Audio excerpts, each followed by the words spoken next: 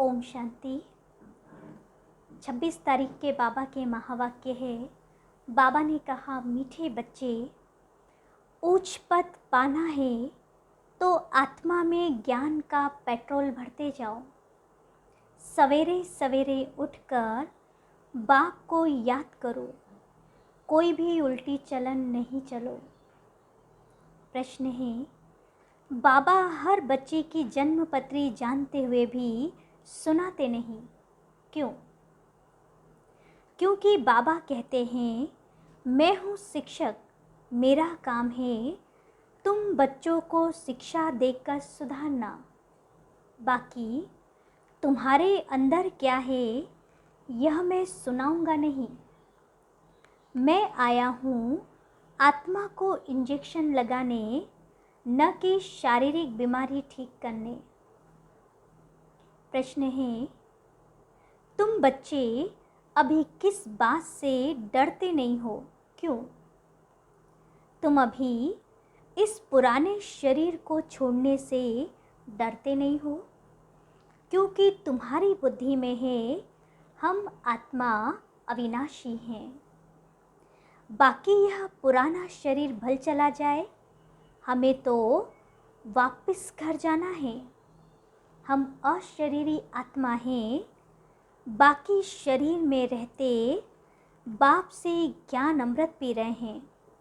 इसलिए बाबा कहते, बच्चे सदा जीते रहो, सर्विसेबल बनो तो आयु बढ़ती जाएगी। फिर गीत बजा है, बचपन के दिन भुला न देना, आज हंसे कल रुला न देना। ओम शांति। बच्चों ने गीत सुना जिसको अब मम्मा बाबा कहते हैं, उनको भुलाना नहीं है। गीत जिन्होंने बनाया है वह तो अर्थ को समझते नहीं हैं। यह निश्चय ही नहीं है कि हम उस परम पिता परमात्मा की संतान हैं। उस परम पिता परमात्मा को पतितों को पावन बनाने के लिए आना पड़ता है। कितनी ऊंची सर्विस पर आते हैं। उनको कोई अभिमान नहीं है, उसको कहा जाता है निरहंकारी। उनको निश्चय बुद्धि व देही अभिमानी होने की बात नहीं, वह कभी संशय में आते ही नहीं। देह अभिमानी बनते ही नहीं।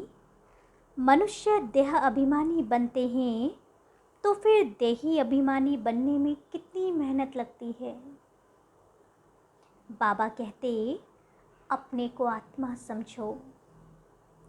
मनुष्य तो कह देते हैं, अपने को परमात्मा समझो। कितना फर्क है। एक तरफ याद करते हैं पतित पावन को, फिर कहते हैं सब में परमात्मा है, उनको जाकर समझाना है।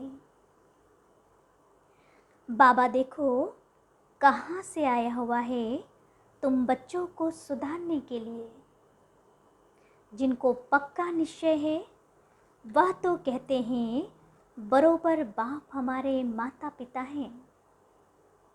हम आपकी श्रीमत पर चल श्रेष्ठ देवता बनने के लिए यहाँ आए हैं। परमात्मा तो सदैव पावन ही पावन है। उनको बुलाते हैं पतित दुनिया में आओ, तो ज़रूर पतित शरीर में ही उनको आना पड़ेगा। पतित दुनिया में तो पावन शरीर होता ही नहीं। तो बाप देखो कितना निरहंकारी है। पतित शरीर में आना पड़ता है। हम अपने को संपूर्ण नहीं कहेंगे, अब बन रहे हैं। अब बेहद का बाप कहते, बच्चे श्रीमत पर चलो। बाप श्रीमत देते हैं, सवेरे उठकर याद करो तो पाप भस्म हो जाएंगे। श्रीमत पर नहीं चलेंगे तो विकर्म विनाश भी नहीं होंगे। बंदर के बंदर ही रह जाएंगे और फिर बहुत कड़ी सज़ा खानी पड़ेगी। जानवर आदि तो सज़ा नहीं खाते हैं ना, सज़ा मनुष्य के लिए है। अगर बैल किसी को मारता है, वो मर भी जाए तो क्या उनको जेल में डालेंगे? इसलिए बाबा कहते हैं कि जेल आदि तो सब मनुष्य के लिए बना है।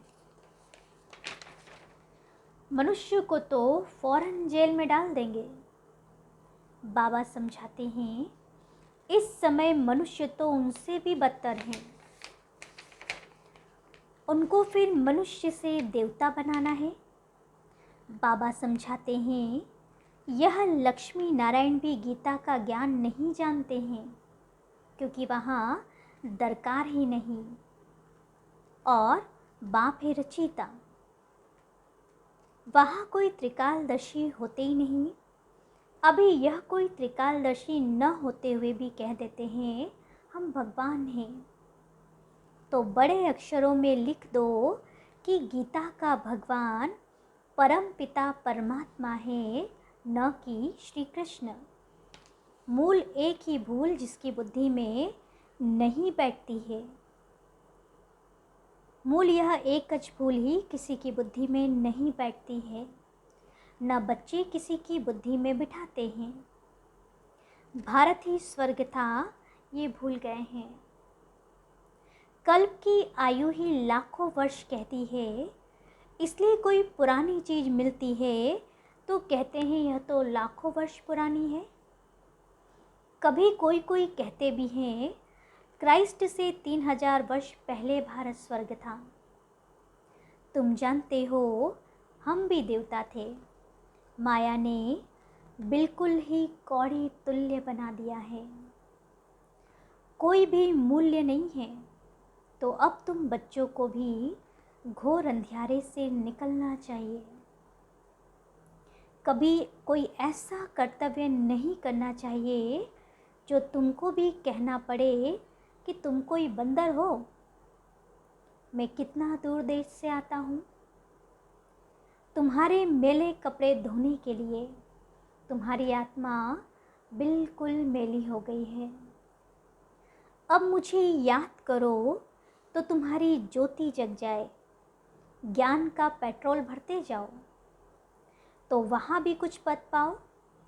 वहाँ जाकर दास दासी बनो, यह तो अच्छा नहीं है ना। यह है राजयोग, तो पद पाना चाहिए ऊंचा। दास दासी जाकर बने तो भगवान से क्या वर्षा पाया? कुछ भी नहीं। बाबा से पूछो, बाबा से कोई पूछे तो फर्ज से बाबा बता सकते हैं।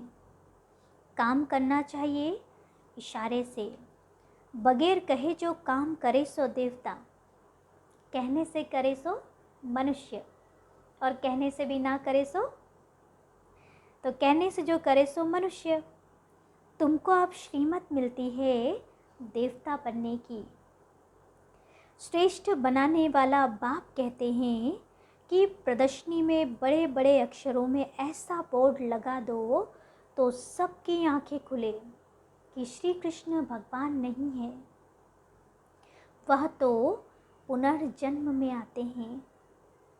वह समझते हैं श्री कृष्ण जन्म मरण में नहीं आते, वह तो हाजिरा हजूर है। हनुमान का पुजारी कहेगा हनुमान हाजिरा हजूर है। यहाँ तो एक ही बाप से वर्षा लेना है। गीता का भगवान हीरे जैसा बनाते हैं। उनका नाम बदलने से भारत का यह हाल हुआ है। यह बात अर्जुन इतनी जोर से समझाई नहीं है। ज्ञान का सागर तो एक ही है, वही पतित पावन है। वो लोग फिर गंगा को पतित पावनी कहते हैं। अब सागर से तो गंगा निकली है, तो क्यों नहीं सागर में जाकर स्नान करें? उनको समझाने के लिए बच्चों में परिस्तानी गुण चाहिए।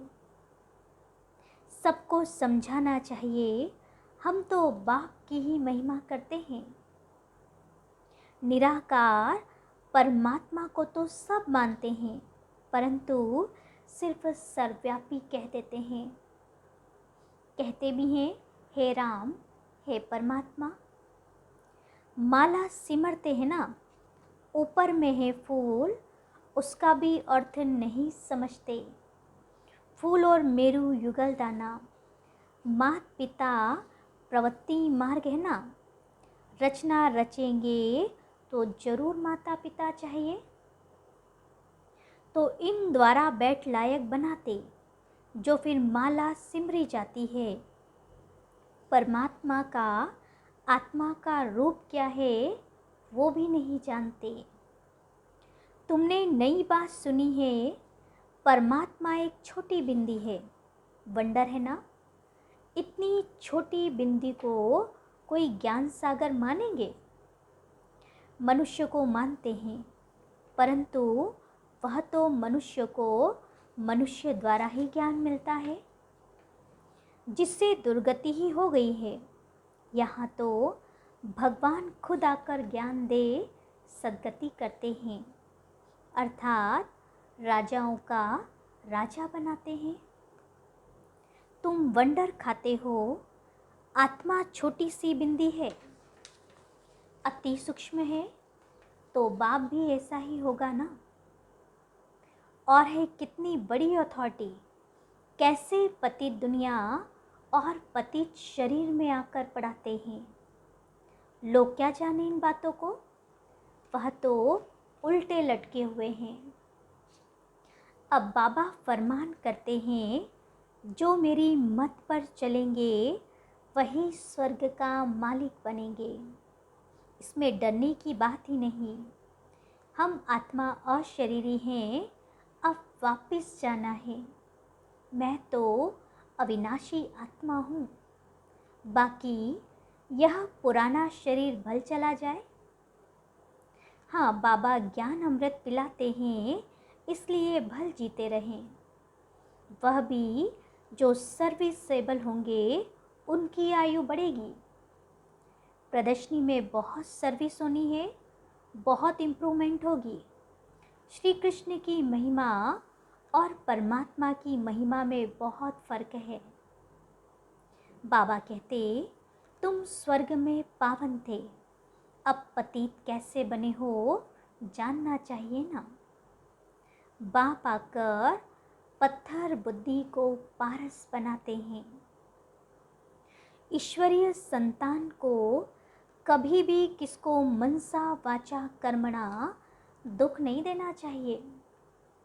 बाप कहते हैं, दुख देंगे तो महान दुखी होकर मरेंगे। हमेशा सबको सुख देना चाहिए। घर में मेहमानों की बहुत अच्छी सेवा की जाती है। यह पुराना शरीर है, भोग ना भोग हिसाब किताब चुकतू करना है, इसमें डरना नहीं है, नहीं तो फिर सजा खानी पड़ेगी। बहुत मीठा बनना है, बाप कितना प्यार से समझाते हैं। कमाई में कभी उबासी व झुटका नहीं आना चाहिए। बाप कहते हैं, मुझे याद करने से तुम सदा निरोगी बन जाएंगे। तुमको स्वर्ग में ले चलने आया हूँ, तो कोई भी कुकर्म मत करो। संकल्प तो बहुत आएंगे, फलानी चीज़ उठा कर खा ले, इनकी भाकी पहन ले वे। अरे बाप तो बच्चों की जन्म पत्री जानते हैं, इसलिए मैनर्स अच्छे धारण करने हैं। बाबा कहते हैं, मैं सभी की जन्म पत्री जानता हूँ, परंतु एक एक को बैठ सुनाऊंगा क्या कि तुम्हारे अंदर में क्या है। मेरा काम है शिक्षा देना। मैं तो टीचर हूँ, ऐसे नहीं। बाबा तो जानते हैं हमारी दवाई आप ही भेज देंगे। बाबा कहेंगे बीमारी है तो डॉक्टर के पास जाओ। हाँ, सबसे अच्छी दवाई है योग। बाकी मैं कोई डॉक्टर थोड़ी ही हूँ जो बैठकर दवाई दूंगा। हाँ, कभी दे भी देता हूँ, ड्रामा में कुछ नूंद है तो। बाकी मैं तुम्हारी आत्मा को इंजेक्शन लगाने आया हूँ। ड्रामा में है तो कभी दवा भी दे देते हैं, बाकी ऐसे नहीं। बाबा समर्थ है, हमारी बीमारी को क्यों नहीं छुड़ा सकते? भगवान तो जो चाहे सो कर सकता है। नहीं, बाबा तो आए हैं पतितों को पावन बनाने। अच्छा, मीठे मीठे सिकिलदे बच्चों प्रति माता पिता बाप दादा का याद प्यार और गुड मॉर्निंग।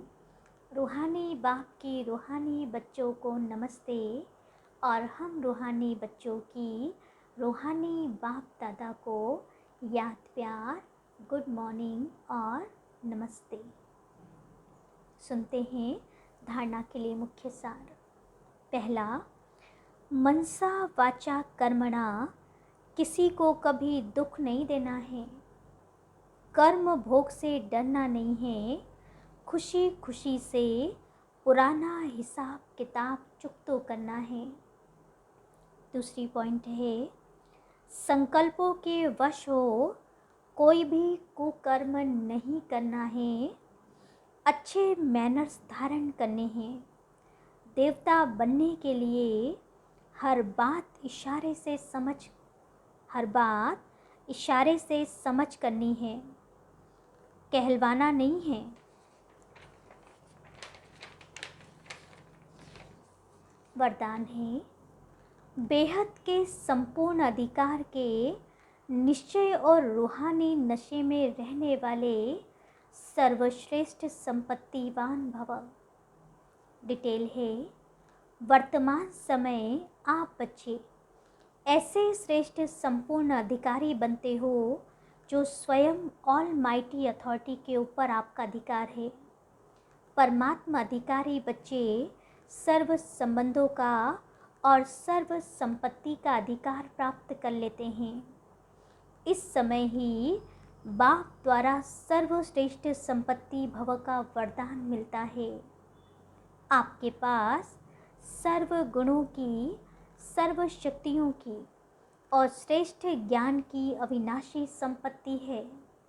इसलिए आप जैसा संपत्तिवान और कोई भी नहीं। स्लोगन है, सदा अलर्ट रहो तो अलबेलापन समाप्त हो जाएगा। फिर मातेश्वरी जी के अनमोल महावाक्य हैं। हेडिंग है, परमात्मा के बारे में अनेक मनुष्यों की मत का आखिरी फैसला। परमात्मा के बारे में अनेक मनुष्यों की मत का आखिरी फैसला। अभी तो यह सारी दुनिया जानती है कि परमात्मा एक है। उसी परमात्मा को कोई शक्ति मानते हैं, कोई कुदरत कहते हैं, मतलब तो कोई न कोई रूप में ज़रूर मानते हैं। तो जिस वस्तु को मानते हैं अवश्य वह कोई वस्तु होगी, तब तो उनके ऊपर नाम पड़े हैं। परंतु उस एक वस्तु के बारे में इस दुनिया में जितने भी मनुष्य हैं उतनी मतें हैं। परंतु चीज़ फिर भी एक है। उसमें मुख्य 4 मतें सुनाते। कोई कहता है ईश्वर सर्वत्र है, कोई कहता है ब्रह्म ही सर्वत्र है, कोई कहता है ईश्वर सत्यम माया मिथ्यम, कोई कहता ईश्वर है ही नहीं, कुदरत ही कुदरत है। वो फिर ईश्वर को नहीं मानते। अब यह है इतनी मतें। वो तो समझते हैं जगत प्रकृति है, बाकी कुछ है नहीं। अब देखो, जगत को मानते हैं, परंतु जिस परमात्मा ने जगत रचा उस जगत के मालिक को नहीं मानते। दुनिया में जितने अनेक मनुष्य हैं उनों की इतनी मतें, आखिर भी इन सभी मतों का फैसला स्वयं परमात्मा आकर करता है। इस सारे जगत का निर्माण परमात्मा आकर करता है, अथवा जो सर्वोत्तम शक्तिवान होगा वही अपनी रचना का निर्णय विस्तार पूर्वक समझाएगा। वही हमें रचता का भी परिचय देते हैं और फिर अपनी रचना का भी परिचय देते हैं। अच्छा, ओम शांति।